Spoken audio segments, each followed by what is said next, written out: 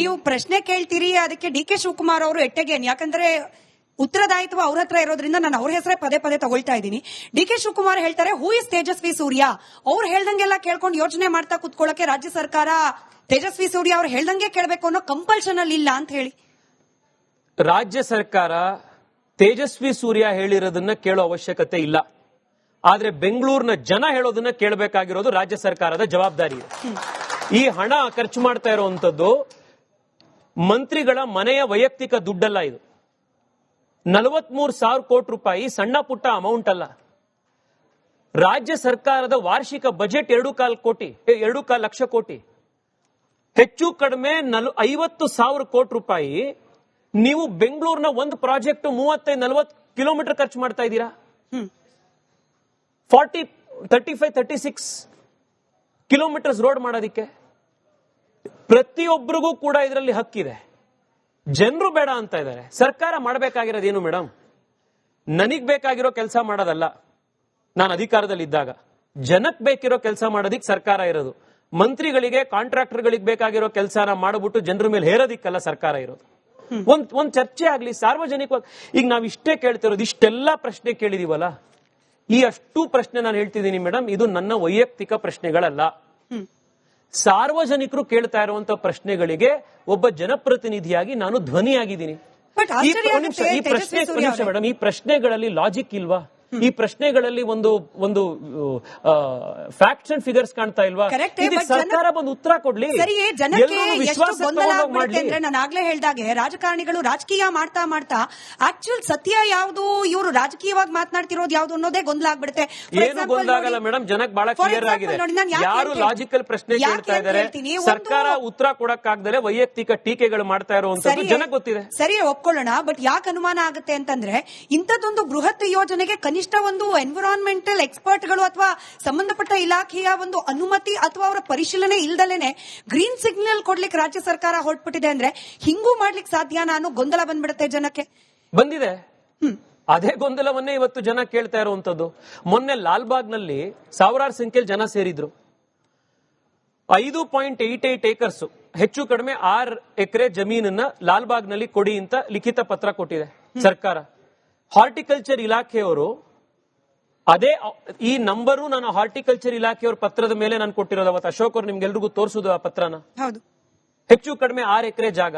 ಅವ್ರು ಹೇಳ್ತಾರೆ ಇಲ್ಲಿ 3,000 ಹಕ್ಕಿಗಳು, ಪಕ್ಷಿಗಳು, ಬಟರ್ಫ್ಲೈಸ್ಗಳು, ಬೇರೆ ಬೇರೆ ಇಲ್ಲಿರುವಂತಹ ಒಂದು ಇಕೋಸಿಸ್ಟಮ್ ಇದೆ. ಅದಕ್ಕೇನಾಗ್ಬೋದು ಅನ್ನೋ ಇಂಪ್ಯಾಕ್ಟ್ ಅಸೆಸ್ಮೆಂಟ್ ಮಾಡಿಲ್ಲ.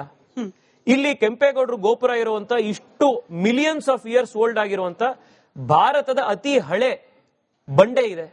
ಇದನ್ನ ನೀವು ಕೆಳಗಡೆ ಕೊರೆದ್ರೆ ಏನಾಗ್ಬೋದು, ಅದ್ರದ್ದು ಇಂಪ್ಯಾಕ್ಟ್ ಅಸೆಸ್ಮೆಂಟ್ ಆಗಿಲ್ಲ.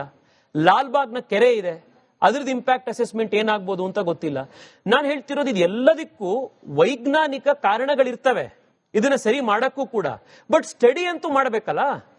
ನೀವು ಸ್ಟಡಿನೇ ಮಾಡದಲ್ಲೇ ನಾಳೆ ಬೆಳಗ್ಗೆ ಟೆಂಡರ್ ಕರೆದು ಹೊಡಿತಿರ್ತೀವಿ ನಾವು ಅಂತ ಹೊರಟ್ಬಿಟ್ರೆ ಸರಿ. ನೀವೇ ಹೇಳ್ದಾಗೇನೆ ಕೆಲ ಈ ವಿಜ್ಞಾನಿಗಳನ್ನ ಅಥವಾ ಈ ವಿಚಾರದಲ್ಲಿ ಎಕ್ಸ್ಪರ್ಟ್ ಗಳನ್ನ ಟಿವಿ ಮಾಧ್ಯಮಗಳು ಕೂಡ ಮಾತನಾಡಿಸಿವೆ, ಅನೇಕ ಸೋಷಿಯಲ್ ಮೀಡಿಯಾ ಕೂಡ. ಅದರಲ್ಲಿ ಒಬ್ರು ಸುರೇಶ್ ಮುನಾ ಅವರು, ನೀವು ಕೂಡ ಕೇಳಿಸ್ಕೊಂಡಿರ್ಬೋದು. ಇದೇ ಲಾಲ್ಬಾಗ್ ನಲ್ಲಿ ಇರ್ತಕ್ಕಂಥ ಬೃಹತ್ ಬಂಡೆ ಮೇಲ್ ಕಾಣ್ತಿರೋದು ಮಾತ್ರ ಅಲ್ಲ, ಅದ್ರ ಪಾತ್ರ ಬಹಳಷ್ಟಿದೆ. ಆ ಭೂಮಿಯ ಕೆಳಭಾಗದಲ್ಲಿ ಏನಿದೆ, ಆಲ್ಮೋಸ್ಟ್ ಇದು KR ಪುರಂ ಹತ್ರ ತನಕ ಒಂದೇ ರಾಕ್ ಇದೆ. ಇಡೀ ಬೆಂಗಳೂರನ್ನ ಭೂಕಂಪನದ ಆತಂಕದಿಂದ ಕಾಪಾಡ್ತಿರೋದೇ ಈ ಒಂದು ರಾಕ್ ಅಂತ ಹೇಳುವ, ಈ ಒಂದು ಬಂಡೆ ಅಂತ ಹೇಳ್ತಿರುವಾಗ ಇಂಥದ್ದೊಂದು ಬೇಸಿಕ್ ಕಿವಿ ಮಾತು ಕೂಡ ಸರ್ಕಾರದ ಕಿವಿಗೆ ಬೀಳ್ತಿಲ್ಲ ಅಂದ್ರೆ ನಾನು ಅದೇ ಹೇಳ್ದಾಗೆ ಜನರಿಗೆ ಗೊಂದಲ ಆಗುತ್ತೆ. ನಿಜಾನ ಇವ್ರು ಹೇಳ್ತಿರೋದು ನಿಜಾನ, ಅಥವಾ ಸರ್ಕಾರ ಇಷ್ಟು ಸ್ಟಬ್ಬನ್ ಆಗಿದೆ, ಹಠಮಾರಿ ತಂದಲ್ಲಿದೆ ಅಂದ್ರೆ ಬಹುಶಃ ಇದಕ್ಕಿಂತ ಎಕ್ಸ್ಪರ್ಟ್ ಯಾರೋ ಅವ್ರಿಗೆ ಸಜೆಷನ್ ಕೊಟ್ಟಿರಬಹುದೇನೋ ಅಂತ ಹೇಳಿ ಜನಸಾಮಾನ್ಯರಿಗೆ ಗೊಂದಲ ಆಗುತ್ತೇನೋ ಅಂತ. ಅದೇ ನಾನು ಹೇಳದ್ನಲ್ಲ, ಇಂಥ ಎಕ್ಸ್ಪರ್ಟ್ ಯಾರು ಕೊಟ್ಟಿರೋದು ಅಂತಂದ್ರೆ ದೇಶದ 4 ರಾಜ್ಯಗಳಲ್ಲಿ ಬ್ಲಾಕ್ ಲಿಸ್ಟ್ ಆದಂತ ಕನ್ಸಲ್ಟೆಂಟ್ಗಳೇ ಈ ಐಡಿಯಾ ಕೊಟ್ಟಿರೋದು. ಅವರಿಗೆ ಇಲ್ಲಿ ಸುರೇಶ್ ಮೂನ್ ಅವರಾಗ್ಲಿ, ಇಲ್ಲಿ ಯಲ್ಲಪ್ಪ ರೆಡ್ಡಿ ಅವರಾಗ್ಲಿ, ಇಲ್ಲಿರುವಂತ ಯಾರು ನಮ್ಮ ತಜ್ಞರಿದ್ದಾರೆ, ಆ ತಜ್ಞರು ಯಾರನ್ನೇ ಕೇಳಿದ್ರು ಈ ಸಲಹೆ ಕೊಡ್ತಿರ್ಲಿಲ್ಲ. IISc ಅವರು ಒಂದು ರಿಪೋರ್ಟ್ ಮಾಡಿದ್ರು ಈ ಟನಲ್ ರೋಡ್ ನ ಮೇಲೆ. IISc ಬೆಂಗಳೂರು, ಇಲ್ಲೇ ಮಲ್ಲೇಶ್ವರದ IISc ಇರೋ, ದೂರ ಹೋಗೋದ್ ಬೇಕಾಗಿಲ್ಲ. ಅವ್ರೇನಂದ್ರು, tunnel road project is a disaster for Bengaluru ಅಂತ ಅವರೊಂದು ರಿಪೋರ್ಟ್ ಕೊಟ್ರು. ಆದ್ರೆ ನಿಮಗೆ ಇವ್ರು ಯಾರು ಬೇಡ, IISc ಬೇಡ, ಆದ್ರೆ ಬ್ಲಾಕ್ ಲಿಸ್ಟ್ ಆಗಿರುವಂತ ರಾಡಿಕ್ ಕನ್ಸಲ್ಟೆಂಟ್ ಅನ್ನೋ ಏನೋ ಕೊಟ್ಟಿರೋದ್ರ ಮೇಲೆ ನೀವು ಇವಾಗ ಇದನ್ನ ಮಾಡಕ್ ಹೋಗ್ತಾ ಇದ್ದೀರಾ. ನಾನು ಈಗಲೂ ಮತ್ತೆ ಸ್ಪಷ್ಟ ಮಾಡ್ತೀನಿ madam, as a concept tunnel road ನಾವು ವಿರೋಧ ಮಾಡ್ತಾ ಇಲ್ಲ. ಟನಲ್ ರೋಡಿಗೆ ನೀವು ಟನಲ್ ಮಾಡಬೇಡಿ ಅಂತ ಹೇಳ್ತಾ ಇಲ್ಲ. ಮೆಟ್ರೋ ಬೆಂಗಳೂರಿನಲ್ಲಿ 300 ಕಿಲೋಮೀಟರ್ ಮಾಡಬೇಕು ಅಂದ್ರೆ ನೀವು ಟನಲ್ ಮಾಡಲೇಬೇಕಾಗತ್ತೆ. ಬಟ್ ಕರೆಕ್ಟ್ ಆಗಿ ಮಾಡಿ. ಅದಕ್ಕೆ ವಯಬಲಿಟಿ, ಅದಕ್ಕೆ ನೀವು ಎನ್ವಿರಾನ್ಮೆಂಟ್ ಇಂಪ್ಯಾಕ್ಟ್ ಅಸೆಸ್ಮೆಂಟ್ ಮಾಡಿ, ಕರೆಕ್ಟ್ ಆಗಿರುವಂತ ವ್ಯವಸ್ಥೆಯ ಪ್ರಕಾರ ಮಾಡಿ. ಆಮೇಲೆ ಇದಕ್ಕೆ ಇಷ್ಟು ದೊಡ್ಡ ಮೊತ್ತ ಖರ್ಚು ಮಾಡಕ್ ಹೋಗ್ಬೇಕಾದಾಗ ನಾವು ಸಾರ್ವಜನಿಕ ಸಾರಿಗೆಯನ್ನ ಕರೆಕ್ಟ್ ಆಗಿ ನಾವು ಮಾಡಿದೀವ ಅಂತ ನೋಡಾದ್ಮೇಲೆ ಇನ್ನೊಂದು 25 ಕಿಲೋಮೀಟರ್ ರೋಡ್, ಇಷ್ಟು ಕಾಸ್ಟ್ಲಿ ರೋಡ್ ಅನ್ನ ನಾವು ಮಾಡಬೇಕು ಅಂತ ಹೊರಡಿ. ನಿಮಗೆ ಒಂದು ನಂಬರ್ ಕೊಡ್ತೀನಿ, ಇದು ಎಷ್ಟು ಕಾಸ್ಟ್ಲಿ ಅಂತ ನೀವು ನೋಡಿ. ಈ ಇಡೀ ಪ್ರಾಜೆಕ್ಟ್ ಕೇಂದ್ರ ಸರ್ಕಾರ ಹಿಮಾಲಯದಲ್ಲಿ ಅಟಲ್ ಟನಲ್ ಮಾಡಿದ್ರು.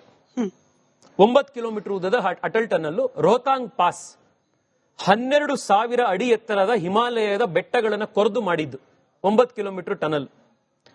ಆ 9 ಕಿಲೋಮೀಟರ್ ಟನಲ್ 3,300 ಕೋಟಿಲಿ 10 ಕಿಲೋಮೀಟರ್ ಟನಲ್ ಆಯ್ತು. ಇಲ್ಲಿ 16 ಕಿಲೋಮೀಟರ್ ಟನಲ್ಗೆ ನಿಮ್ಗೆ 20,000 ಕೋಟಿ ಹಾಕ್ತಾ ಇದ್ದೀರಾ. ಹಿಮಾಲಯದಲ್ಲಿ ಕೊರೆಯೋದಕ್ಕಿಂತ ಏನು ಇಲ್ಲಿ ಕಷ್ಟ ಇದೆ ಮೇಕ್ರಿ ಸರ್ಕಲ್ ಇಂದ ಡೈರಿ ಸರ್ಕಲ್ ಬರಕ್ಕೆ? ಏನ್ ಸಮುದ್ರ ಇದೆಯಾ, ಬೆಟ್ಟಗಳಿದೆಯಾ, ಏನಿದೆ? ಈ ಪ್ರಶ್ನೆಗಳು ಎಕ್ಸ್ಪರ್ಟ್ ವ್ಯಕ್ತಿಗಳು ಹಾಗೆ ಇಲ್ಲಿನ ಭೂಮಿ, ಹಾಗೆ ಇಲ್ಲಿನ ಮಣ್ಣು, ಕಲ್ಲು, ಇದೆಲ್ಲದರ ಒಂದು ಅಸೆಸ್ಮೆಂಟ್ ಮಾಡಿರ್ಬೋದು ಸರ್ಕಾರ. ಇರ್ಬೋದು, ಐ ಡೋಂಟ್ ನೋ. ಅಲ್ಲ, ಇರ್ಬೋದು ಮೇಡಮ್. ಅದನ್ನೇ ಸಾರ್ವಜನಿಕರಿಗೆ ತಿಳಿಸಿ ಅಂತ ಹೇಳ್ತಿರೋದು.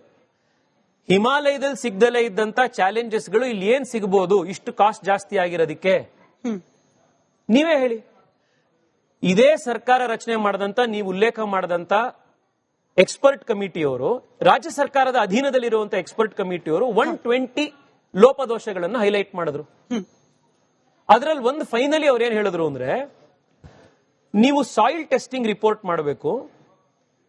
ನೀವು 4 ಕಡೆ ಮಾಡಿದೀರಾ ಸಾಯಿಲ್ ಟೆಸ್ಟಿಂಗ್ 16 ಕಿಲೋಮೀಟರ್ಗೆ. ದಿಸ್ ಇಸ್ ನಾಟ್ ಈವನ್ ಬೇರ್ ಮಿನಿಮಮ್. ಸೊ ನಾಳೆ ನೀವು ಈ ಸುರಂಗ ಮಾಡುವಂತ ಸಂದರ್ಭದಲ್ಲಿ ಅನ್ಫೋರ್ಸೀನ್ ಆಕ್ಸಿಡೆಂಟ್ಸ್, ಸರ್ಕಮ್ಸ್ಟೆನ್ಸಸ್ ಆಗಬಹುದು. ಅದಕ್ಕೋಸ್ಕರ ಈ ಕಾಸ್ಟ್ ನಲ್ಲಿ ಇನ್ನೊಂದು 25% ಎತ್ತಿಟ್ಬಿಡಿ ಅಂತ ಅವರೇ ಬರೆದ್ಬಿಟ್ರು. ಯಾಕೆಂದ್ರೆ ನೀವು ಮಾಡಕ್ಕಂತೂ ಸಿದ್ಧ ಆದಂಗಿದೆ. ನಾವ್ ಯಾರೇ ಏನೇ ಹೇಳಿದ್ರು ನಾಳೆ ಏನಾದ್ರೂ ಹೆಚ್ಚು ಕಡಿಮೆ ಆಯ್ತು ಅಂತಂದ್ರೆ ಆ ಹೆಚ್ಚು ಕಡಿಮೆ ಆಗೋದಿಕ್ಕೆ ರೆಡಿ ಆಗಕ್ಕೆ ಇನ್ನೊಂದು 25% ನಿಮ್ ಕಾಸ್ಟ್ ಅಲ್ಲಿ ಇಟ್ಬಿಡಿ ಅಂತ ಅವ್ರು ಫೈನಲ್ ರಿಪೋರ್ಟ್ ಕೊಟ್ಟಿರೋದು. ಹೆಚ್ಚು ಕಡಿಮೆ ಅಂದ್ರೆ ಏನು ಅಂತ ನಾನು ಹೇಳ್ತೀನಿ ಕೇಳಿ ಮೇಡಮ್. ಉತ್ತರಾಖಂಡ್ ಅಲ್ಲಿ ಸಿಲ್ಕಿಯಾರ ಟನಲ್ ಮಾಡಿದ್ರು ಕೇಂದ್ರ ಸರ್ಕಾರ ಮಾಡಬೇಕಾದ್ರೆ. 2-3 ತಿಂಗಳ ಹಿಂದೆ ನಿಮ್ಗೆ ನೆನಪಿರ್ಬೋದು, ಹೋದ ವರ್ಷ ಟನಲ್ ಕುಸಿತು. 41 ಜನ ಅಲ್ಲಿ ಕೆಲಸ ಮಾಡ್ತಾ ಇದ್ದವರು ಸಿಗಾಕೊಂಡ್ರು. ರ್ಯಾಟ್ ಮೈನರ್ಸ್ ಇನ್ನೊಬ್ರು ಎಲ್ಲ ಹೋಗಿ ಅವ್ರನ್ನ ಎತ್ಕೊಂಡು ವಾಪಸ್ ಕರ್ಕೊಂಡು ಬರಬೇಕಾದಂತ ಸ್ಥಿತಿ ಬಂತು. ಅದಾದ್ಮೇಲೆ ಕೇಂದ್ರ ಸರ್ಕಾರದ ರೋಡ್ ಟ್ರಾನ್ಸ್ಪೋರ್ಟ್ ಇಲಾಖೆಯವರು ದೇಶದಲ್ಲಿ ಯಾವುದೇ 1.5 ಕಿಲೋಮೀಟರ್ಸ್ ಗಿಂತ ದೊಡ್ಡದಾಗಿರುವಂತಹ ಟನಲ್ ಮಾಡಬೇಕು ಅಂತಂದ್ರೆ ಅದಕ್ಕೊಂದು SOP ಇರಬೇಕು ಅಂತ ಇಷ್ಟೆಲ್ಲ ಮಾಡಿದ್ರು. ಆ SOP ಇರುವಂತ most important point environment impact assessment. ಅದು ನೀವ್ಯಾಕೆ ಫಾಲೋ ಮಾಡ್ತಾ ಇಲ್ಲ? ಸರಿನಪ್ಪ, ಕೇಂದ್ರ ಸರ್ಕಾರ ಮಾಡಿರುವಂತ ಸರ್ಕ್ಯುಲರ್ ನಿಮಗೆ ಅಪ್ಲೈ ಆಗದಲ್ಲೇ ಇರ್ಬೋದು, ಆದ್ರೆ ಗುರುತ್ವಾಕರ್ಷಣೆ ಶಕ್ತಿ ಮತ್ತೆ ಲಾಸ್ ಆಫ್ ಫಿಸಿಕ್ಸ್ ಅಂತೂ ನಿಮ್ಗೆ ಅಪ್ಲೈ ಆಗ್ಬೇಕಲ್ಲ. ಸರಿ. ಅಥವಾ GBA ಅಥವಾ BBMP ಟನಲ್ ಮಾಡ್ತು ಅಂತಂದ್ರೆ ಅದಕ್ಕೆ ಗುರುತ್ವಾಕರ್ಷಣೆ ಅಪ್ಲೈ ಆಗಲ್ಲ, ಅದ್ ಕೆಳಗಡೆ ಬೀಳಲ್ಲ ಅನ್ನೋದಿಕ್ಕೆ ನೀವು ಗುರುತ್ವಾಕರ್ಷಣೆ ಮತ್ತು ಭೌತಿಕ ಏನು ಫಿಸಿಕ್ಸ್ ಏನ್ ಮೇಡಮ್, ಲಾಸ್ ಆಫ್ ಭೌತಶಾಸ್ತ್ರದ ಕಾನೂನುಗಳಿಗೆ ಮೀರಿರುವಂತ ಕನ್ಸ್ಟ್ರಕ್ಷನ್ ಇಂಜಿನಿಯರ್ಸ್ ನಿಮ್ದು ಅಂತೇನಿಲ್ವಲ್ಲ. ಸರಿ, ನೀವು ಲಾಜಿಕ್ ಮಾತಾಡ್ತೀರಿ, ಲೀಗಲ್ ಟರ್ಮ್ಸ್ ಅಲ್ಲೇ ತುಂಬಾ ಬೇಸಿಕ್ ಪ್ರಶ್ನೆ ಇರಬಹುದು, ಬಟ್ ಜನರಿಗೆ ಕಾಡುತ್ತೆ. ತೇಜಸ್ವಿ ಸೂರ್ಯ ಅವರೇ, ಇಷ್ಟೆಲ್ಲ ರೂಲ್ಸ್ ಗಳನ್ನ ಅಥವಾ ನಾರ್ಮ್ಸ್ ಗಳನ್ನ ವೈಲೇಟ್ ಮಾಡಿ ನಾನು ಹಠಕ್ ಬಿಟ್ಟು ಟನಲ್ ರೋಡ್ ಮಾಡ್ತೀನಿ ಅಂದ್ರೆ ಮುಂದಾಗಬಹುದಾದ ಲೀಗಲ್ ಕಾಂಪ್ಲಿಕೇಶನ್, ಬೇರೆ ಎಲ್ಲ ಬಿಟ್ಬಿಡಿ, ಲೀಗಲ್ ಕಾಂಪ್ಲಿಕೇಶನ್ ಬಗ್ಗೆ ಕೂಡ ತಲೆ ಕೆಡಿಸ್ಕೊಳ್ದಲೆ ಹಠಕ್ ಬಿಟ್ಬಿಟ್ಟಿದ್ದಾರಾ DCM ಅವರು? ಮೇಡಮ್, ಇದು ಲೀಗಲ್ ಕಾಂಪ್ಲಿಕೇಶನ್ ಇನ್ನೊಂದು ಮತ್ತೊಂದು ನಂತರ. ನಾನು ಕೇಳ್ತಿರುವಂತದ್ದು ಒಂದು ಬೇಸಿಕ್ ಕ್ವೆಶ್ಚನ್ ಮೇಡಮ್. ನೀವು ಮಾಡಿ, ಆದ್ರೆ ಜನನ ವಿಶ್ವಾಸಕ್ಕೆ ತಗೊಂಡು ಮಾಡಿ.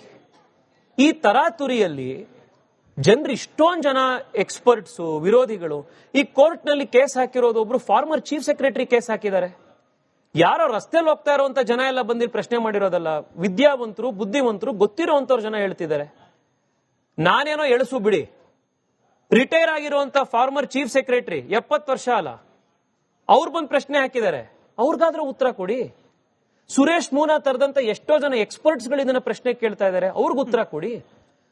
ವಿಶ್ವಾಸಕ್ಕೆ ತಗೊಳ್ಳಿ. ಪ್ರಜಾಪ್ರಭುತ್ವ ಇದು, ಪ್ರಜೆಗಳ ಪ್ರಭುಗಳಿಲ್ಲಿ. ಜನಕ್ ವಿಶ್ವಾಸಕ್ಕೆ ತಗೊಂಡು ಇದನ್ನ ಏನ್ ಮಾಡಬೇಕು ಅಂತ ಇದ್ದೀರಾ, ಜನಕ್ಕೆ ಎಕ್ಸ್ಪ್ಲೇನ್ ಮಾಡಿ, ಕನ್ವಿನ್ಸ್ ಮಾಡಿ. ಈ ಹೇರಿಕೆಯ ಮಾತನ್ನ ಬಿಡಿ.